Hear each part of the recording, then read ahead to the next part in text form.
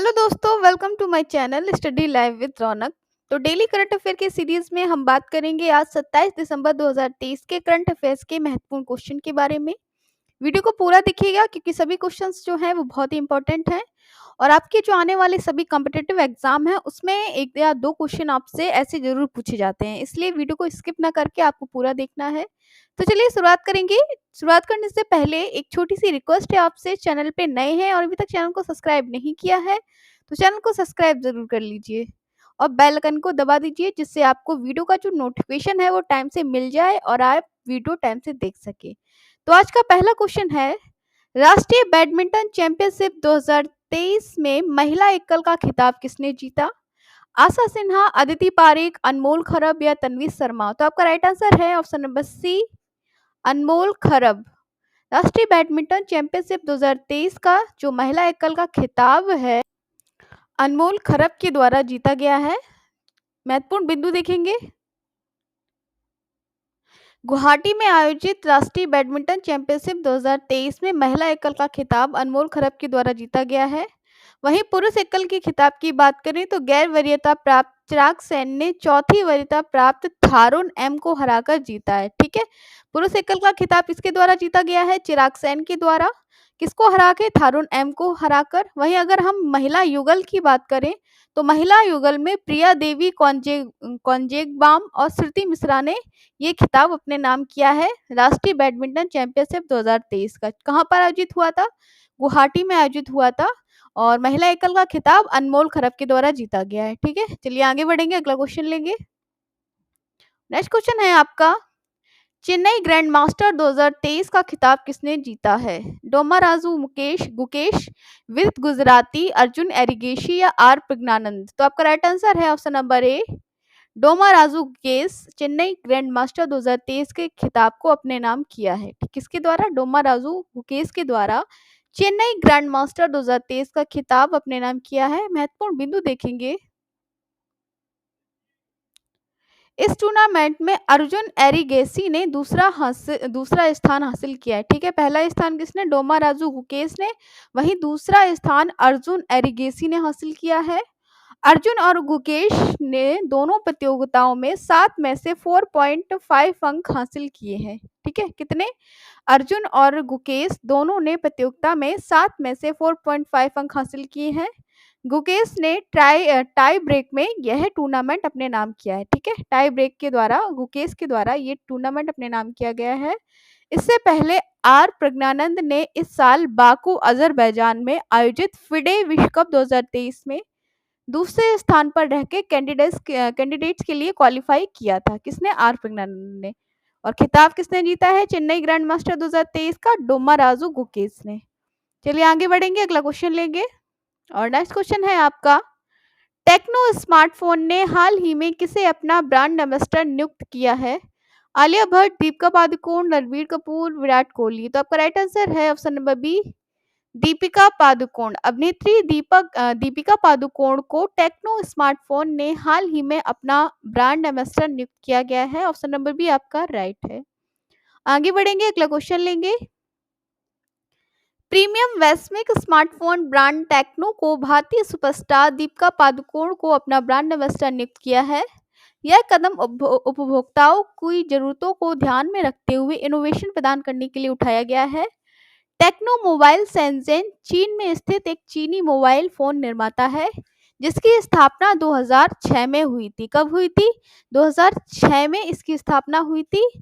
Tecno mobile 70 से अधिक देशों में संचालित है एक चीनी मोबाइल फोन निर्माता, बट ये जो मोबाइल है वो 70 से अधिक देशों में संचालित किया जा रहा है। स्थापना इसकी 2006 में हुई थी और brand ambassador superstar Deepika Padukone को बनाया गया है स्मार्टफोन ब्रांड टेक्नो का। ठीक है, चलिए आगे बढ़ेंगे, अगला क्वेश्चन लेंगे और नेक्स्ट क्वेश्चन है आपका, विश्व बैंक ने हाल ही में यूक्रेन को कितने डॉलर की सहायता प्रदान की है?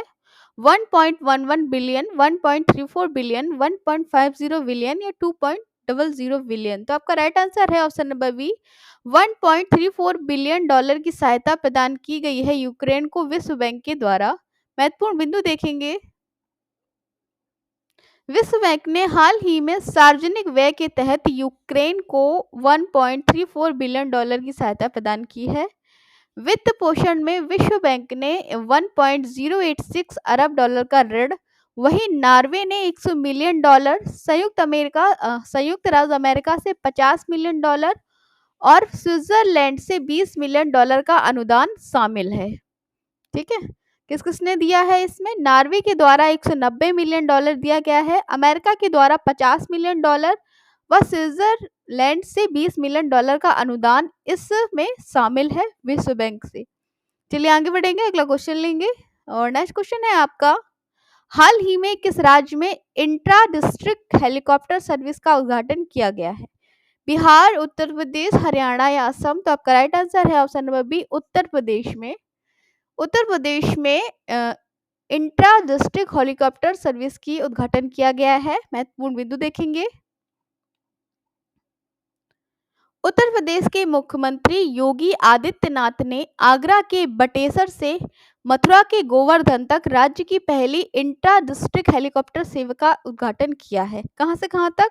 आगरा के बटेसर से लेके मथुरा के गोवर्धन तक राज्य की पहली डिस्ट्रिक्ट हेलीकॉप्टर सेवा का उद्घाटन किया है। मुख्यमंत्री जो थे वो पूर्व प्रधानमंत्री अटल बिहारी वाजपेयी की जयंती मनाने के लिए बटेश्वर में थे और उसी टाइम उन्होंने इस सेवा का उद्घाटन किया। मुख्यमंत्री योगी ने 1,045,1.43 लाख लागत की विभिन्न परियोजनाओं का शिलान्यास एवं लोकार्पण भी किया। तो पहली इंट्रा डिस्ट्रिक्ट हेलीकॉप्टर सेवा जो है कहां से कहां तक? आगरा के बटेसर से मथुरा के गोवर्धन तक इस सेवा का उद्घाटन किया है। किसके द्वारा? उत्तर प्रदेश के मुख्यमंत्री योगी आदित्यनाथ के द्वारा उद्घाटन किया गया है। चलिए आगे बढ़ेंगे, अगला क्वेश्चन लेंगे। और नेक्स्ट क्वेश्चन है आपका, दिवंगत न्यायमूर्ति माधव रेड्डी पर विशेष डाक कवर जारी किया जाएगा, वह किस राज्य के पूर्व राज्यपाल थे? ऑप्शन नंबर बी आपका राइट है,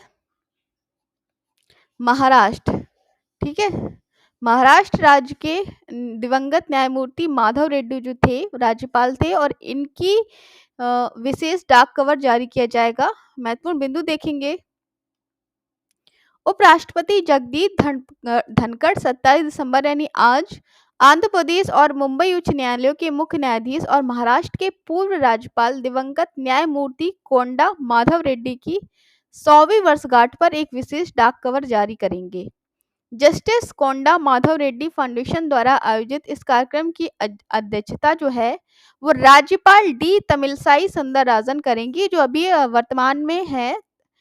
कौन है? तमिलसाई सुंदरराजन अध्यक्ष हैं, वो करेंगी इस कार्यक्रम की अध्यक्षता। ठीक है, चलिए आगे बढ़ेंगे, अगला क्वेश्चन लेंगे। नेक्स्ट क्वेश्चन है आपका, इंपॉर्टेंट क्वेश्चन ये बन सकता है, किस देश ने पेट्रोलियम निर्यातक देशों के संगठन ओपेक से बाहर निकलने का फैसला लिया है? अंगोला, ईरान, रूस या इराक? तो आपका राइट आंसर है यहाँ पर ऑप्शन नंबर है अंगोला। अंगोला ने ओपेक से बाहर निकलने का फैसला लिया है। महत्वपूर्ण बिंदु देखेंगे। दक्षिण पश्चिमी अफ्रीकी देश अंगोला ने 1 जनवरी 2024 से पेट्रोल निर्यातक देशों का संगठन यानी ओपेक से बाहर निकलने का फैसला लिया है। अंगोला जो है वो 2007 में ओपेक का सदस्य बना था।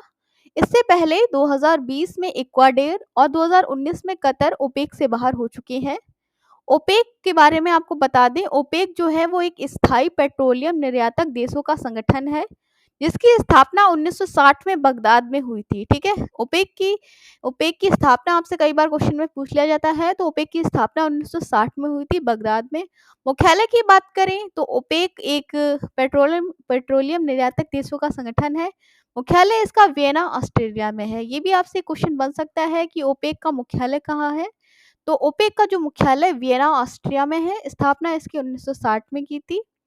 2007 में अंगोला ओपेक का सदस्य बना था, जो कि 1 जनवरी 2024 से ओपेक का सदस्य अब नहीं रहेगा। और इससे पहले इक्वाडोर और 2020 में इक्वाडोर और 2019 में कतर जो है वो इस संगठन से बाहर निकल चुके हैं। अब ये जो नया देश है अंगोला, ये भी 2007 में जो सदस्य बना था और अब इसने निकलने का फैसला ले लिया है ओपेक से। ठीक है, चलिए आगे बढ़ेंगे, अगला क्वेश्चन लेंगे। नेक्स्ट क्वेश्चन है आपका, इसरो ने अपना पहला पॉलिरिमेट्री मिशन एक्सपोसैट कब लॉन्च किए जाने की घोषणा की है? पहला पॉलिरिमेट्री मिशन है इसरो का एक्सपोसैट। 1 जनवरी, 7 जनवरी, 15 जनवरी या 25 जनवरी? तो आपका राइट आंसर है ऑप्शन नंबर ए, 1 जनवरी।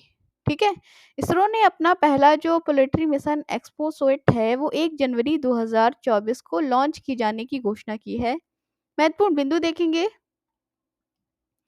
भारत 1 जनवरी 2024 को देश के पहले एक्सरे पोलरीमीटर सैटेलाइट को ले जाने वाला पोलर सैटेलाइट लॉन्च व्हीकल के जोरदार परीक्षण के साथ 2024 में प्रवेश करने के लिए तैयार है।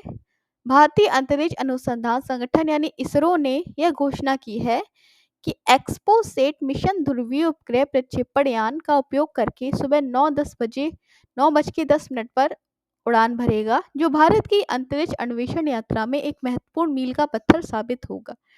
ठीक है, 1 जनवरी 2024 में यानी नए साल पर।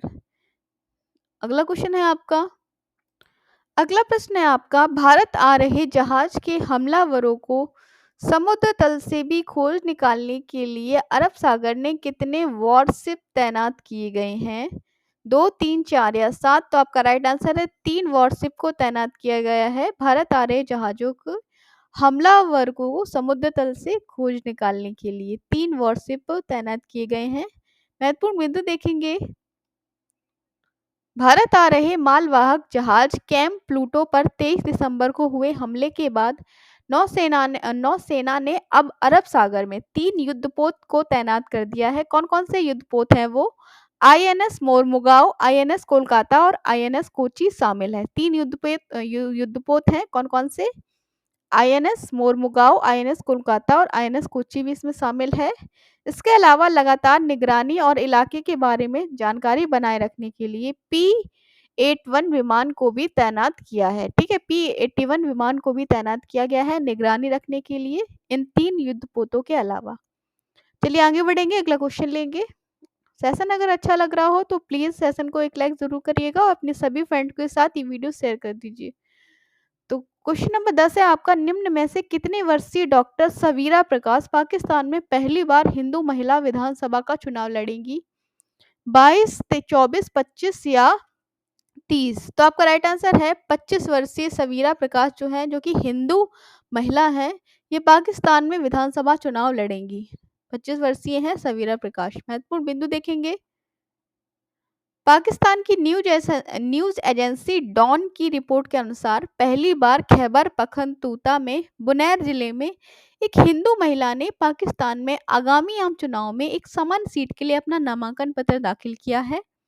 पाकिस्तान में 16वीं नेशनल असेंबली सदस्यों के चुनाव के लिए 8 फरवरी 2024 को आम चुनाव होने वाले हैं और पहली बार ऐसा हो रहा है जब एक हिंदू महिला पाकिस्तान में आम चुनाव लड़ने जा रही है। इस महिला का नाम सवेरा प्रकाश है, जिन्होंने बुनेर जिले में PK-25 की समान सीट के लिए आधिकारिक तौर पर नामांकन पत्र को जमा किया है। 25 साल की है ये। कितनी वर्ष की आयु है इनकी? 25 वर्ष की है और हिंदू महिला है। नाम है इनका सवेरा प्रकाश। पहली बार जो है कोई हिंदू महिला वो पाकिस्तान में आधिकारिक तौर पे नामांकन पत्र जमा करेंगी। दाखिल किया है इन्होंने नामांकन पत्र, अब वो चुनाव लड़ने वाली हैं 8 फरवरी 2024 को जो पाकिस्तान में आम चुनाव होने वाले हैं उसमें। चलिए आगे बढ़ेंगे, अगला क्वेश्चन लेंगे। नेक्स्ट क्वेश्चन है आपका, केंद्रीय आयुष मंत्री श्री सर्बानंद सोनोवाल और किस राज्य के श्री पेमा खांडू ने हाल ही में क्षमता विस्तार परियोजना का शिलान्यास किया है? महाराष्ट्र, गुजरात, केरल या अरुणाचल प्रदेश? तो आपका राइट आंसर अरुणाचल प्रदेश के मुख्यमंत्री श्री पेमा खांडू ने हाल ही में क्षमता विस्तार परियोजना का शिलान्यास किया है। महत्वपूर्ण बिंदु देखेंगे। केंद्रीय पत्तन पोत परिवहन और जलमार्ग आयुष मंत्री श्री सर्बानंद सोनोवाल और अरुणाचल प्रदेश की मुख्यमंत्री श्री पेमा खांडू ने अरुणाचल प्रदेश के पासीघाट में आज पूर्वोत्तर आयुर्वेद और लोक चिकित्सा अनुसंधान संस्थान में क्षमता विस्तार परियोजनाओं का शिलान्यास किया है। ठीक है, इसने अरुणाचल प्रदेश की मुख्यमंत्री हैं श्री पेमा खांडू। आगे बढ़ेंगे, अगला क्वेश्चन लेंगे। नेक्स्ट क्वेश्चन है आपका, किस मंत्रालय के अंतर्गत NLC इंडिया लिमिटेड ने तमिलनाडु के बाढ़ प्रभावित लोगों को 4 30 करोड़ रुपए का योगदान दिया है, 4.30 करोड़ रुपए का योगदान दिया है। विज्ञान मंत्रालय, शिक्षा मंत्रालय, खेल मंत्रालय या कोयला मंत्रालय? तो आपका राइट आंसर है ऑप्शन नंबर डी, कोयला मंत्रालय। महत्वपूर्ण बिंदु देखेंगे। एक सरकारी बयान के अनुसार कोयला मंत्रालय के तहत एनएलसी इंडिया लिमिटेड ने तमिलनाडु के मुख्यमंत्री को सार्वजनिक राहत कोष में 4.30 करोड़ रुपए का योगदान दिया है, जिसमें एनएलसी इंडिया के कर्मचारियों के एक दिन के वेतन के रूप में 2.30 करोड़ रुपए शामिल है। ठीक है, ये एनएलसी इंडिया के कर्मचारियों का एक दिन का वेतन है 2.30 करोड़ रुपए। और ये जो सहायता है वो तमिलनाडु में बाढ़ से प्रभावित लोगों की मदद देने के लिए है। कोयला मंत्रालय ने ये दी है सहायता। ठीक है, तमिलनाडु में बाढ़ प्रभावित लोगों के लिए। चलिए आगे बढ़ेंगे, अगला क्वेश्चन लेंगे। और नेक्स्ट क्वेश्चन है आपका, हाल ही में किस महाद्वीप में खोजे गए आयनोस्फेरिक रेस्टों से उपग्रह आधारित नेविगेशन में मदद मिल सकती है? ऑस्ट्रेलिया, एशिया, अफ्रीका या अंटार्कटिका? तो आपका राइट आंसर है option number D, Antarctica. Antarctica महाद्वीप में खोजे गए आयनोस्फेरिक रेस्टों से उपग्रह आधारित नेविगेशन में मदद मिल सकती है। महत्वपूर्ण बिंदु पे चर्चा करेंगे। अंटार्कटिका महाद्वीप में खोजे गए आयनोस्फेरिक रेस्टों से उपग्रह आधारित नेविगेशन में मदद मिल सकती है। अंटार्कटिका की ठंडी अंधेरी सर्दियां और तेज धूप वाली गर्मी आयन मंडल में कई सारे रहस्य छुपाए हुए थी, जिसे वैज्ञानिकों ने हाल ही में खोज निकाला है। अगला क्वेश्चन है आपका, हाल ही में नए भारतीय उच्चायुक्त संतोष झा ने किस देश में पदभार ग्रहण किया है? नए भारतीय उच्चायुक्त संतोष झा अफगानिस्तान, श्रीलंका, इंडोनेशिया या मालदीव? तो आपका राइट आंसर है ऑप्शन नंबर बी, श्रीलंका। भारतीय उच्चायुक्त संतोष झा ने श्रीलंका में नए उच्चायुक्त का पदभार ग्रहण किया है। इसने संतोष झा ने। महत्वपूर्ण बिंदु देखेंगे श्रीलंका के बारे में। भारतीय सशस्त्र बलों बलों ठीक है, भारतीय सशस्त्र बलों को श्रीलंका में गोल्डन आउल पुरस्कार से सम्मानित किया गया है। भारत और श्रीलंका के बीच संयुक्त अभ्यास मित्र शक्ति 2023 का भी आयोजन हुआ था हाल ही में। और फीफा ने श्रीलंका के फुटबॉल महासंघ पर जो प्रतिबंध लगाया था उसे भी हटा दिया है। साथ ही साथ श्रीलंका में कैंडी एसाला पैराहर भी मनाया जा रहा है, जो वहाँ का बहुत ही सांस्कृतिक त्योहार और महत्वपूर्ण फेस्टिवल है, कैंडी एसाला पैराहेरा। वहीं श्रीलंका के ऑलराउंडर वानिदु हसरंगा ने टेस्ट क्रिकेट से संन्यास लेने की घोषणा भी कर दी है। ठीक है, ये महत्वपूर्ण बिंदु थे श्रीलंका के बारे में, और सारे करंट अफेयर के क्वेश्चन के इर्द गिर्द ही है। भारत और श्रीलंका के बीच संयुक्त अभ्यास अभी हाल ही में मित्र शक्ति 2023 का आयोजन हुआ है। फीफा ने श्रीलंका पे जो फुटबॉल महासंघ पे प्रतिबंध लगाया था उसको भी हटा दिया है। तो ये थे 27 दिसंबर 2023 के महत्वपूर्ण करंट अफेयर के क्वेश्चंस। सभी क्वेश्चंस जो थे वो काफ़ी इंपॉर्टेंट है, और ऐसे क्वेश्चन आपसे एग्जाम में पूछे जाते हैं। यूपीपीसीएस आरओ एआरओ का भी एग्जाम होने वाला है, और करंट अफेयर के क्वेश्चन सभी कॉम्पिटिटिव एग्जाम में एक या दो आराम से आपसे पूछ लिए जाते हैं। इसलिए वीडियो को देखिए, पूरा देखिएगा।